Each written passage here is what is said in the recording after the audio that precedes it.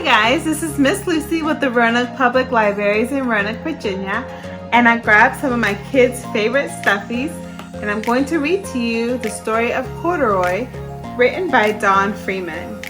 And let me introduce you to my friends. This is Miss Gorilla, and this is Unikitty. Okay, so grab your favorite stuffy and come join me for a book.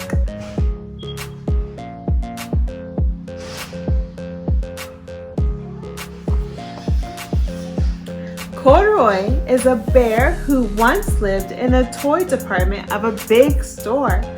Day after day, he waited with all the other animals and dolls for someone to come along and take him home.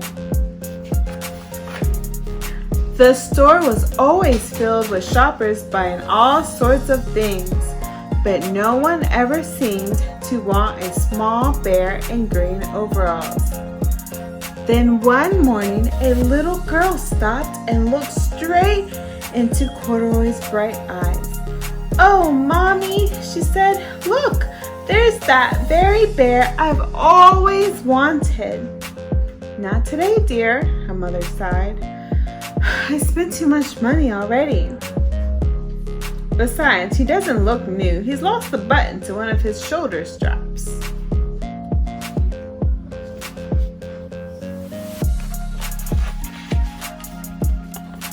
Corduroy watched them sadly as they walked away. "I didn't know I lost the button," he said to himself.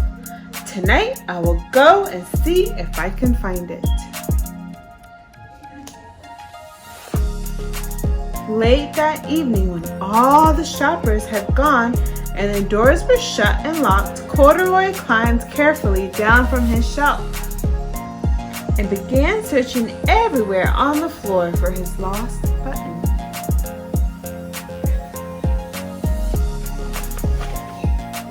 Suddenly, he felt the floor moving under him.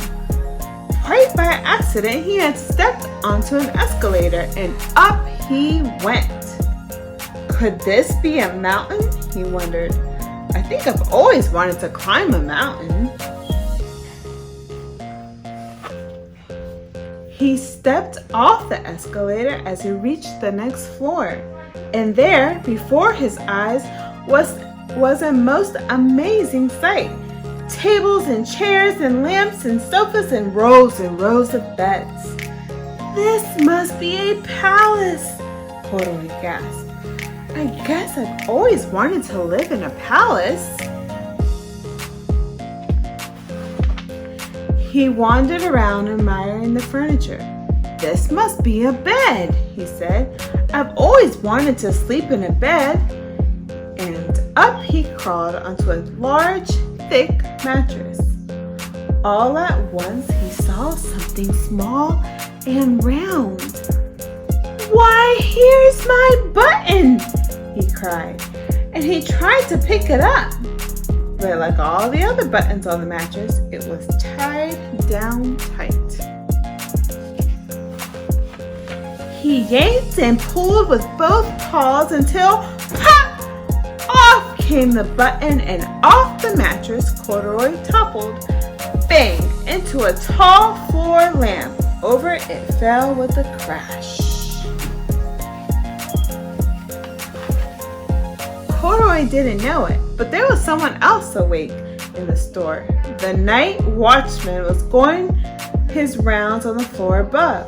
When he heard the crash, he came dashing down the escalator.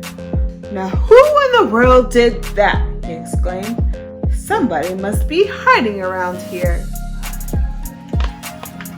He flashed his light under and over sofas and beds until he came to the biggest bed of all. And there he saw two fuzzy brown ears sticking up from under the cover. "Hello," he said. "How did you get upstairs?" The watchman tucked Corduroy under his arm and carried him down the escalator and set him on the shelf in the toy department with the other animals and dolls.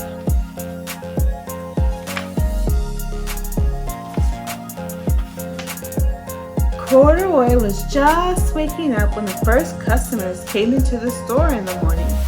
And there, looking at him with a wide, warm smile, was the same little girl he had seen only the day before.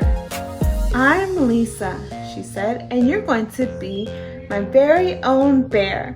Last night I counted what I've saved in my piggy bank, and my mother said I could bring you home."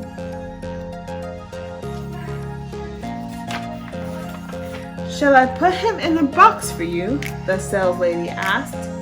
"Oh, no, thank you," Lisa answered, and she carried Corduroy home in her arms. She ran all the way up 4 flights of stairs into her family's apartment and straight into her own room. Corduroy blinked. There was a chair and a chest of drawers.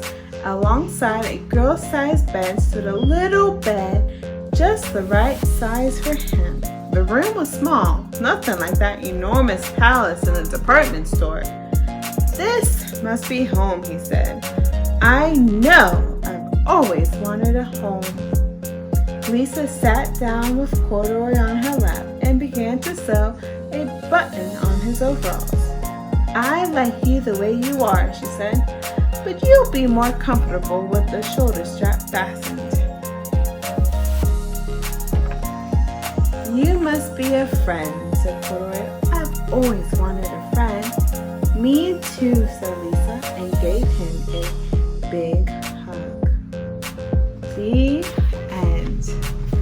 Thank you guys.